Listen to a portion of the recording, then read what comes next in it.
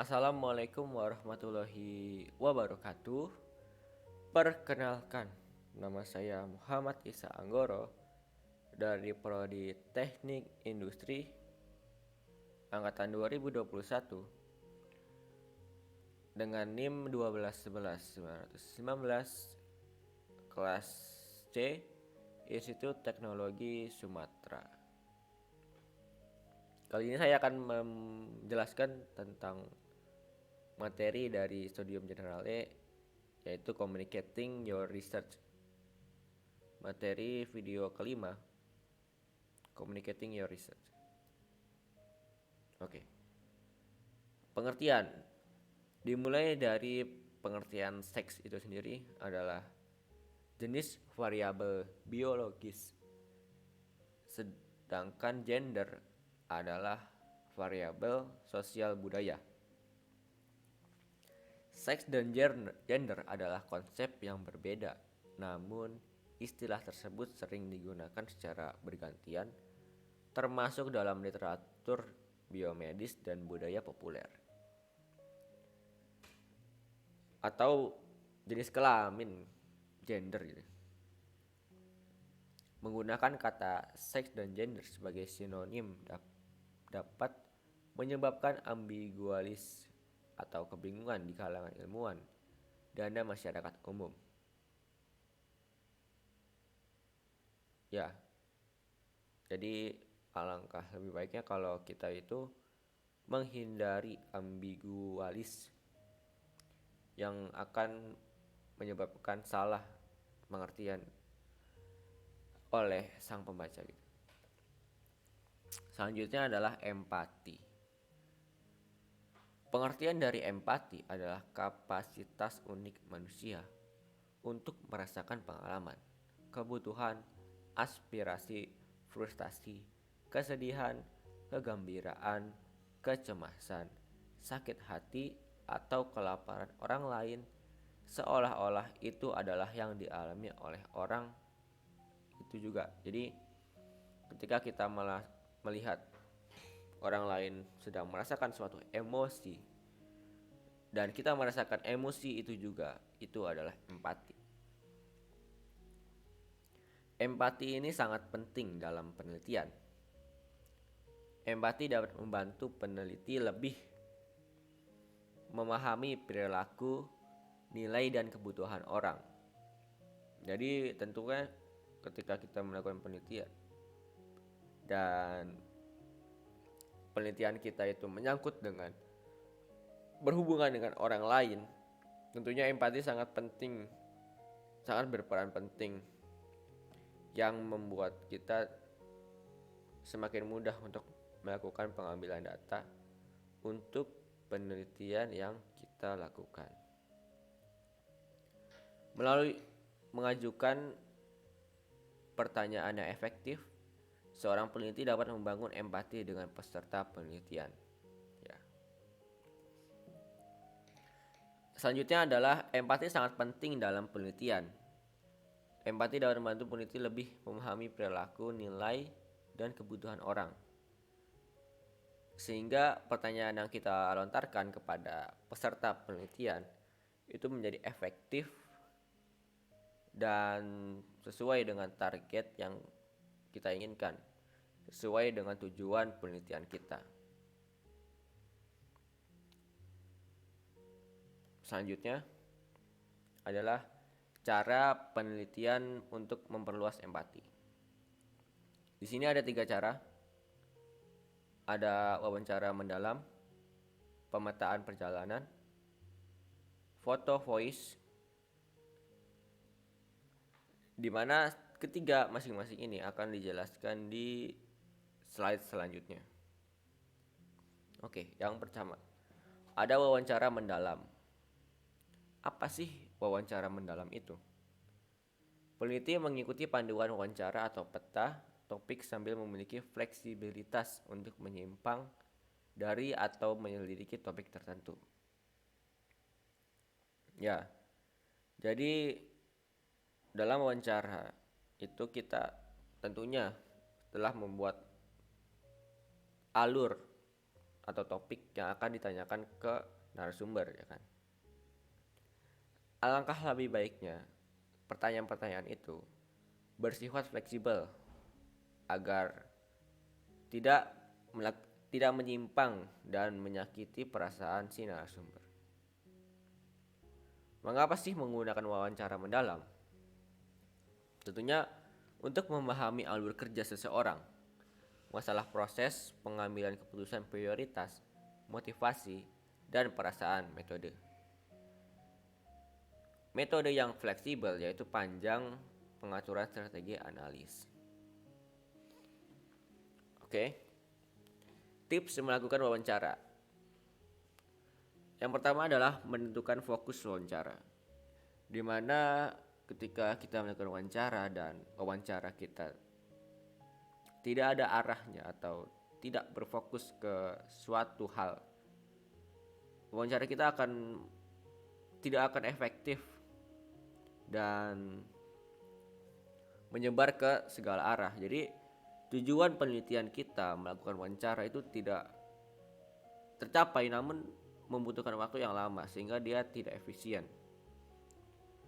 Kedua, ajukan pertanyaan tentang sesuatu di masa lalu. Ya, balik lagi ke orang itu sendiri, bahwa dia itu suka menceritakan tentang dirinya sendiri. Jadi alangkah lebih baiknya kalau kita juga terdapat menanyakan pertanyaan tentang masa lalunya. Dan yang ketiga adalah hindari basa-basi dengan cara fokus membicarakan tentang penelitian.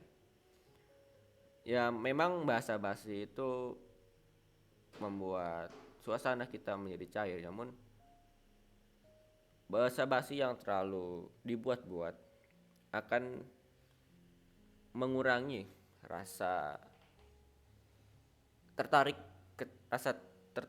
orang untuk membuka informasi yang akan kita dapatkan. Pemetaan perjalanan. Apa sih itu peta perjalanan?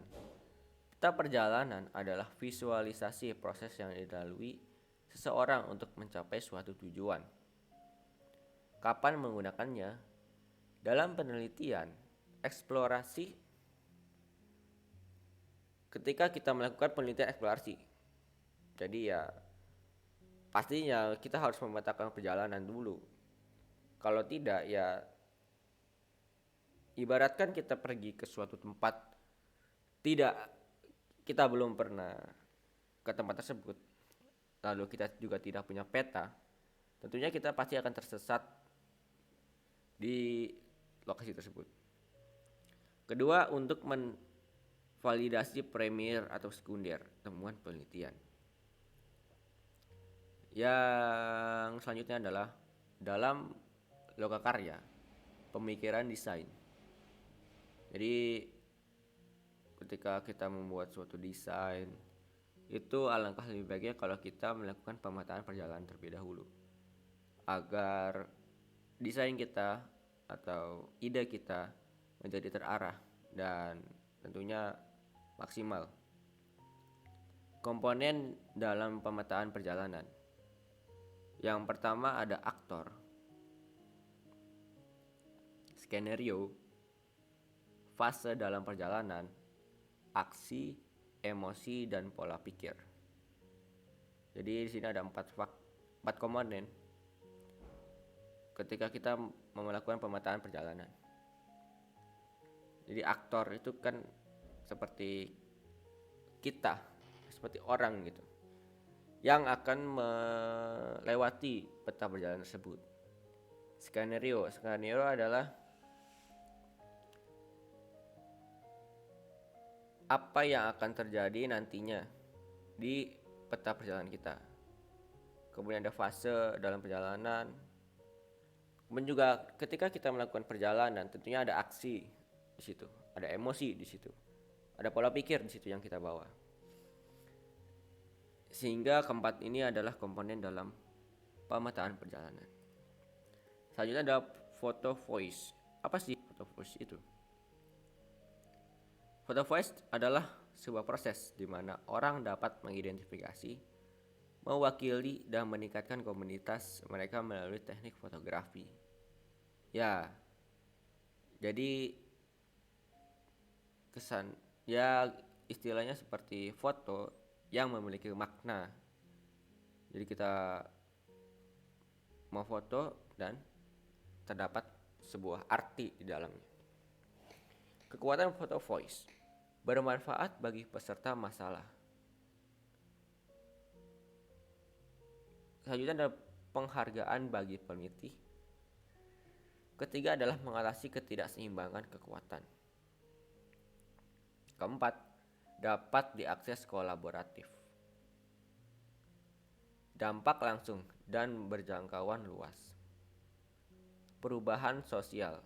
Yang terakhir adalah perubahan sosial. Selanjutnya adalah visibilitas, komunikasi dan merek. Ya, pentingnya mengkomunikasikan penelitian dan menciptakan merek dengan dampak sosial sebagai tujuan utama penelitian. Meminta peneliti untuk menciptakan merek bagi diri mereka sendiri mungkin terdengar kontraintuitif.